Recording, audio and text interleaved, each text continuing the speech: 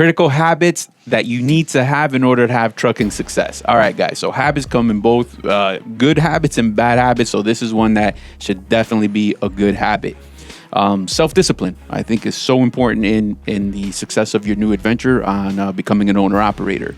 And what we're talking about here is staying the course. So you have to have a plan and work that plan. I see oftentimes that guys they're gonna pivot, which is okay. Sometimes you have to adapt, but you have to also allow some time for stabilization. Like it's a new adventure, probably a new environment for you, new truck. A lot of things have to kind of play out a little bit before you just start making changes.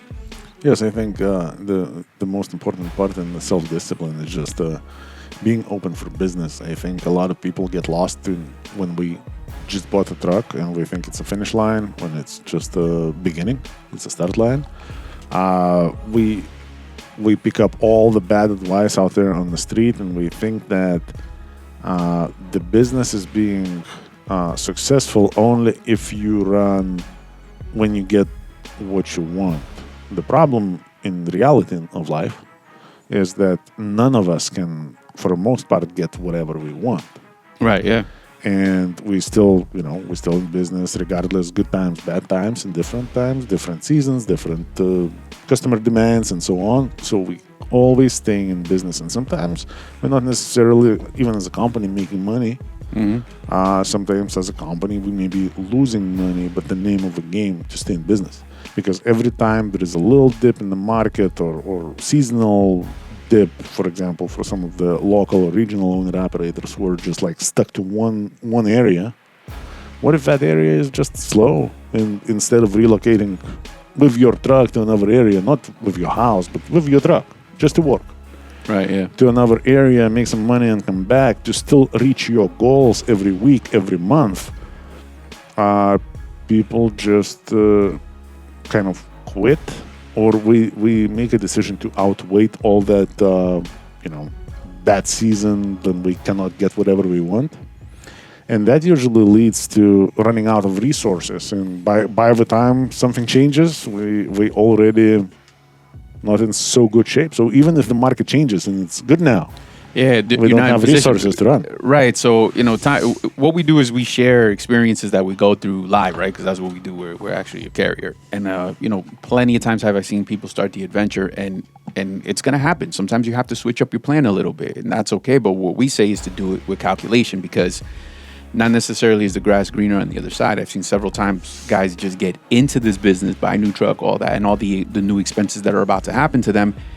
And then they park a truck to go look for a better opportunity. But the problem is, I'm not saying don't look for opportunity. What I am saying is when you park that truck, you're no longer disciplined to have the consistency, and the cash flow stops to your newly founded business. How is it going to survive?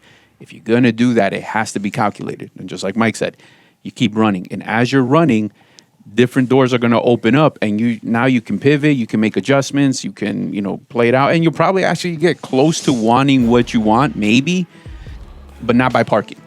Yes, because at the end of the day, you gotta know how much money your business is costing you, and you have to know how much money you have to make every week or every month. And then you have to make that money no matter what. And sometimes that's gonna turn out that you worked a little harder than you expected, but you still made that money. Yeah. And now you can solve certain problems with that money. You can maintain your truck, you can pay your house, you can pay for your truck, you can pay for everything that you need to pay for. Because a lot of people, we get so focused on this, just a very small area of, let's just pick some of the favorites, I bought a truck, so now, I'm a business owner, that's all great. As long as you give me light loads that pays well, that's my business model, we're good.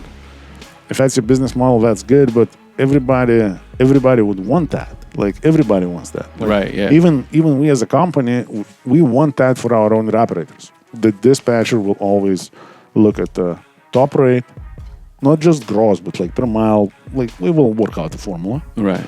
And then we will look at the weight. Absolutely. If we can choose the weight, we will choose the weight.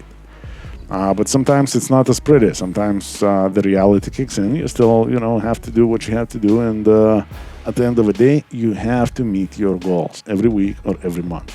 And I think a lot of people are focusing on little things right in front of their nose that they forget big things.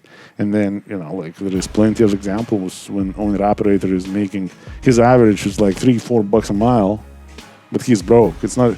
His settlements is not even enough to cover his truck payment. Yeah, because he's not getting enough miles to generate that kind of rate per mile. Because he did 200 miles that week. And not because the miles were not available, but because of his specifics. It's interesting. I got this call, right? This guy from California yesterday, and he's just calling some advice and all that good stuff. And one of the things, he's actually a fleet owner and has a driver, and he's the guy's running out 3 weeks, man. He's out there 3 weeks, parks one, and then he's like, I'm thinking of bringing him in because he actually was, doing an RFP on a local run, 5 days a week, 60 miles, round trip, $650 or something. Yeah, I'm like, all right, cool. But the problem is this: that's only gonna generate him 3,200 gross. Mm-hmm. So, on theoretical, it sounds good. But if he brings that OTR guy to be there, the party's going to be over because that OTR guy is not going to make money doing that. He's paying him 50 cents a mile. If that's $300. What is the guy going to do with $300? So that's what we're saying. Sometimes people get blinded or confused a little bit when you're aggressively always changing the plan.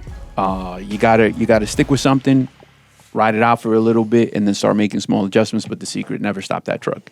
Yeah, because even if you find something like a super, super good route, just one way, but it's so complicated, it takes a whole day to load. That was the situation. The whole night to unload. And you need to be back in the morning in order to pick up another one, or else you're going to lose it. Sometimes those silly things, even on the short miles, we can mess you up so bad that this gem that looks so good at the beginning, like, man, if this one thing can only have a perfect timing, but it doesn't. Right, yeah. And then everything falls apart. How many we get offers from shippers, brokers all the time. Hey, would you want to cover this lane? Would you want to cover this lane? It's going to be so many loads over so much time, and it pays so much and so much. And sometimes it's actually pretty good. Yeah, but that's the thing, right? It is pretty good, man. The thing is, let's say 120 miles round trip and whatnot, right? And then he's paying them all miles. It's good, but depending who you are. Because if you're a major trucking company with 500 trucks and you always got 34 trucks in that zip code rotating and it's an easy and it's always fill-in work, that's gravy. So, but for the guy that is a one-man army, or depending on the structure of your business, that's not that attractive to you because you're tying too much time and you're tying up too much resources into something that is not going to give you money. And even look, for that company that has 25, 30 trucks in that zip code at all times, it's only good for that company. Again, we're talking about owner-operator. Yeah. So it's only good for that company that we can always cover this customer and take the load out. But for the owner-operator who took that load out, if the scheduling is messed up somewhere somehow, it's not going to be consistent for him, for that person that's watching a video right now. Yeah, it's going to be just one offload, once in a blue moon, and it's going to seem like, man, if I can only do that on a perfect schedule. Yes, and everybody thinks that, and I think that as well. Like, it would be nice because we had a lot of offers that, as a standalone one trip, it sounds very, very good. Yeah. But when you start planning it out and positioning the trucks and planning backholes and kind of making this whole circle work, it's a shit show. And a lot of times we have to walk away. But here we go. That's the discipline, to be able to see that everything that shines is not gold. And depending on how you're structured, does it work for you? Don't just jump. That's the name of the game, guys. Yes, at the end of the day, the main consistency that you can really have is to stay consistent as far as you can control as owner-operator.